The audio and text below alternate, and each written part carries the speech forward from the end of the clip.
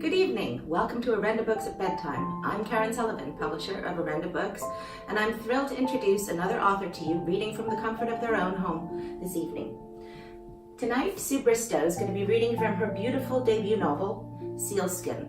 This is an absolutely gorgeous retelling of the Selkie legend set in an unknown fishing village in the north of Scotland, and it is quite simply mesmerizing.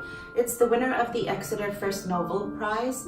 I published this book because I just thought it was beautiful. I didn't know how many people were going to love it as much as I did, but the response was so immediate and so fantastic. We ended up reprinting this book before publication, and since that time it's been published in countries around the world. I'll read to you from the blurb. What happens when magic collides with reality?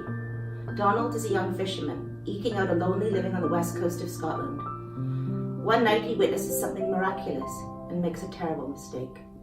His action changes lives, not only his own, but those of his family, and the entire tightly knit community in which they live. Can he ever atone for the wrong he has done? And can love grow when its foundation is violence? Based on the legend of the Selkies, the seals who can transform into people, Sealskin is a magical story, evoking the harsh beauty of the landscape, the resilience of its people, both human and animal, and the triumph of hope over fear and prejudice. With exquisite grace, Sue Bristow transports us to a different world, subtly and beautifully exploring what it means to be an outsider, and our innate capacity for forgiveness and acceptance.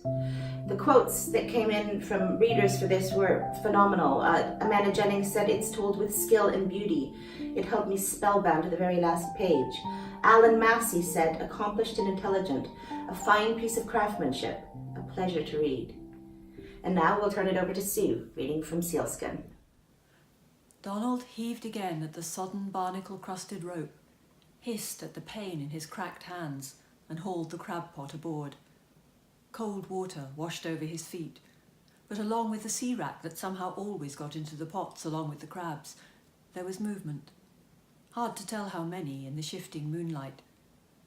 He reached in, feeling past the slimy strands of weed for flat shells, crawling legs, and lifted out the first catch, its claws waving uselessly as he dropped it into a clean creel. He was right in the moon's path, as clear as a straight road to the land of youth on this calm, windless night. Where the souls of the dead go, the fisherman said. Not in church, of course, but in the bar on stormy nights when the boats were still out. There to drink mead and take their ease in the gentle fields rich with barley. Donald, flexing his sore and frozen fingers, doubted the truth of it. Drowned fishermen stay down, he thought. His father, and all the rest who'd ever put out from this coast and not come home. Crab meat and anchorage for limpets and anemones, that's what they became. Pulling again on the rope, he moved on to the next pot. There were seals on the skerry tonight, no more than 50 yards of black water and hidden rocks away, on the little strand that was only clear when the tide was low. They looked as though they were basking in the moonlight, though it was far too chill for that. As he watched, a couple more dragged themselves up from the sea, heavy and awkward, moving slowly up the sand. They were rolling, heads swaying to and fro, buffeting each other as they moved clumsily forward. Moonlight silvered everything, casting doubt and shadow. So he scrubbed at his eyes and looked again, but they were still rolling, rising up, standing and stepping out of their heavy skins, helping each other to get free. 6, 7, maybe 9 young women, lithe and graceful, holding hands, beginning to sway and dance as though the moon had pulled them up and out of the sea, almost airborne, drunk with the joy of it. Drifting silently by the rocks, he stared.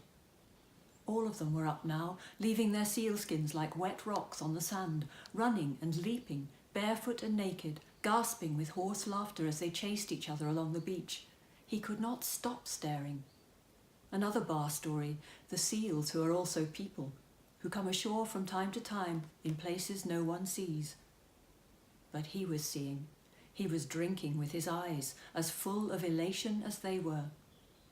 Maybe the land of youth was true too then. Maybe all those wishful drunken tales were true.